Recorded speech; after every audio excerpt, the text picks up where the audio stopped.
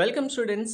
Telangana EAMCET 2025 final phase counselling సంబంధించి complete schedule డేట్స్తో పాటు అందరు స్టూడెంట్స్ ఎక్స్పెక్ట్ చేసినట్టుగా ఫైనల్ ఫేజ్కి అందరూ అయితే ఎలిజిబుల్ కారు.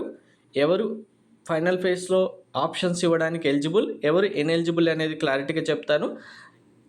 ఎలిజిబుల్ కాని స్టూడెంట్స్ వల్ల ఫైనల్ ఫేజ్కే ఆప్షన్స్ ఇవ్వడానికి ఛాన్స్ ఉన్న స్టూడెంట్స్కి అయితే ఒక అడ్వాంటేజ్ అయితే ఉంది. అదేంటి అనేది కూడా క్లారిటీగా చెప్తాను. వీడియో స్కిప్ చేయకుండా లైక్ చేసి తప్పకుండా షేర్ చేయండి. ఫస్ట్ షెడ్యూల్ డేట్ చెప్తాను, తర్వాత అసలు ఎందుకు ఎలిజిబుల్ కారు, ఎవరు ఎలిజిబుల్ కారు అనేది కూడా క్లియర్గా చూపిస్తాను. ఫైనల్ ఫేజ్ సంబంధించి web options 6th and 7th 2 days మీరు ఆప్షన్స్ అయితే ఇవ్వచ్చు. మళ్ళీ రిజిస్ట్రేషన్ స్లాట్ బుకింగ్ అయితే ఏమీ ఉండదు. సీట్ అలాట్మెంట్ 10th రోజు అని ఇచ్చారు, మేబీ 9th రోజు కూడా రావడానికి ఛాన్స్ ఉంటుంది. నెక్స్ట్ సీట్ అలాట్మెంట్ వచ్చిన తర్వాత యాజ్ టీజ్గా మీరు వెబ్సైట్లో self reporting, fee payment difference amount ఏమైనా ఉంటే పే చేయాల్సి ఉంటుంది. కాలేజ్కి వెళ్ళి రిపోర్టింగ్ అయితే చేయాలి. 11th and 13th అంటే 11th, 12th, 13th 3 daysలో మీరు వెళ్ళొచ్చు. కానీ ఎవరు వెళ్ళాలి అంటే కనుక మీరు ఇప్పుడు సెకండ్ ఫేజ్లో కాలేజ్కి వెళ్ళి రిపోర్టింగ్ చేశారు. సపోజ్ ఏ అనే కాలేజీలో మీకు ఈసీ బ్రాంచ్ సీట్ వచ్చింది అనుకున్నాం, వెళ్ళి రిపోర్టింగ్ చేశారు. మీకు మళ్ళీ ఏ అనే కాలేజీలో సిఎస్సి బ్రాంచ్ కానీ సిఎస్సి స్పెషలైజేషన్ బ్రాంచ్ చేంజ్ అవుతే మాత్రమే వెళ్ళి రిపోర్టింగ్ చేయాలి.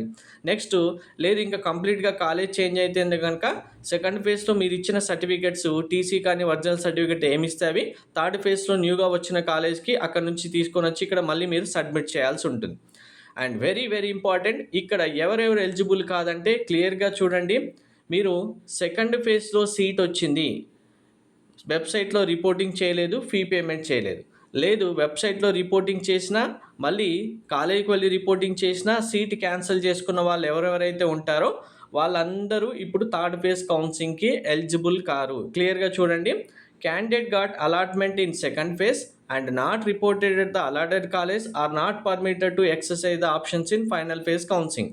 సెకండ్ ఫేజ్లో సీట్ వచ్చి మీరు రిపోర్టింగ్ చేయకపోయినా వచ్చిన సీట్ క్యాన్సిల్ చేసుకున్న వాళ్ళైనా అందరికీ ఇంకా ఫైనల్ ఫేజ్కి అయితే ఎలిజిబిలిటీ ఉండదు. ఆటోమేటిక్గా మీరు కౌన్సిలింగ్ నుంచి ఇంకా ఎగ్జిట్ అయినట్టే. దీనివల్ల కొంతమంది స్టూడెంట్స్ తెలియక సెల్ఫ్ రిపోర్టింగ్ చేయకుండా కాలేజీలో రిపోర్టింగ్ చేయకుండా మాకు సెకండ్ ఫేజ్లో సీట్ వద్దులే డైరెక్ట్గా థర్డ్ ఫేజ్లో వచ్చిందే కన్ఫర్మ్ చేసుకున్న వాళ్ళు ఎవరైతే ఉన్నారో వాళ్ళందరికీ ఇక్కడ అసలు ఫైనల్ ఫేజ్ ఉండదు. కాబట్టి వీళ్ళ సీట్ల ఫేజ్లలో ఫైనల్ ఫేజ్లో ఆప్షన్స్ ఇస్తున్న కొంతమంది స్టూడెంట్స్ ఎక్కువ ర్యాంక్ ఉన్న వాళ్ళకి అడ్వాంటేజ్ ఉంటుంది, టాప్ ర్యాంక్ ఉన్న వాళ్ళకైతే అడ్వాంటేజ్ ఉండదు.